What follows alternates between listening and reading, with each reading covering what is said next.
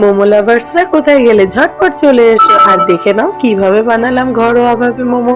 আর কথা দিচ্ছি এইভাবে বানিয়ে খেলে জীবনেও স্বাদ ভুলবে না, আর আরও খেতে মন চাইবে। তো আমি প্রথমে ময়দাটা মেখে নিই। দেখো ময়দায় কিন্তু আমি তেল আর নুন দিয়ে ময়াম দিয়ে জল দিয়ে ময়দাটা নরম করেই মেখে নিলাম, ঠিক যেমন লুচি মাখার ময়দা হয় ঠিক তেমনভাবে। আর ময়দাটা মাখা হয়ে গেলে লাস্টে একটু গন্ধরাজ লেবুর রস দিয়ে তারপরে একটু মেখে এবারে একটুখানি সাদা তেল মাখিয়ে ময়দাটা আধ ঘন্টার জন্য রেস্টে রেখে দেব। এইবার আমি চিকেন কিমাগুলো ভালো করে ধুয়ে নিয়েছি আর এইদিকে সবজিগুলো কেটে নিচ্ছি। গাজর আর পেঁয়াজ একদম ঝিরিঝিরি করে কাটবে। আর তোমরা যদি মোমোর পুরো রেসিপিটা দেখতে চাও তাহলে চলে যেও আমার নেক্সট পার্টে, কারণ এইখানে তো পুরো ভিডিওটা একসাথে দেওয়া যাচ্ছে না, তাই জন্য এটা পার্ট 1 আর এরপরে তোমরা পার্ট 2তে চলে যেও, তাহলে স্যুপের ভিডিওটাও দেখে নেবে। আর এই দেখো আদা আর রসুন থেতো করে নিয়েছি।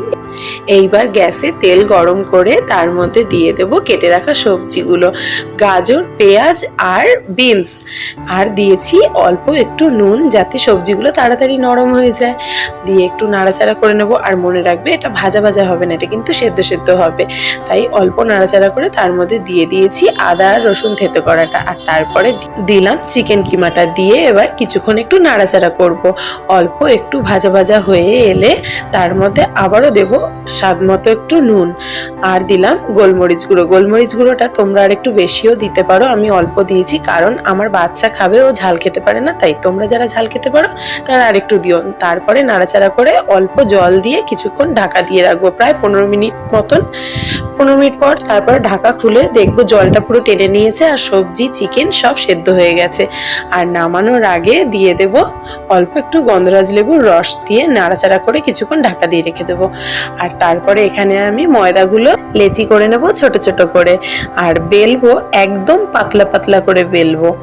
দেখে নাও কেমন বেলছি, লুচির মতন করে পাতলা পাতলা করে বেলবো। তারপরে ভেতরে পুর দিচ্ছি আর এইরকম পাতার মতন করে মোমোর শেপ করে নিচ্ছি। আমি কিন্তু প্রফেশনাল নাই, তাই জন্য যদি ভুল ত্রুটি কিছু হয় তোমরা মানিয়ে নিও। দেখো তো মোমো শেপে আসছে নাকি, দেখে আমাকে জানাও। আর পুরো রেসিপিটা দেখতে থাকো প্লিজ। যদি ভালো লেগে থাকে তাহলে একটা লাইক কমেন্ট করে যেও, আর খারাপ লাগলে সেটাও কমেন্টে জানিয়ে যেও। আমি পুরোটাই তোমাদের ভালোবাসা হিসাবে নেব। দেখো তোমরা দেখতে থাকো আর আমার চ্যানেলটা সাবস্ক্রাইব করে রেখো। তো দেখো আমি কিন্তু একে একে মোমোগুলো সব রেডি করে নিচ্ছি ফার্স্টে। এই দেখো দেখে বলো মোমো শেপে এসছে নাকি বা কেমন হয়েছে। তো এইবার আমি হাঁড়িতে জল গরম হতে দিয়েছি। তোমাদের যাদের কাছে স্টিম কুকার নেই তোমরা চিন্তা করো না, আমার কাছেও নেই।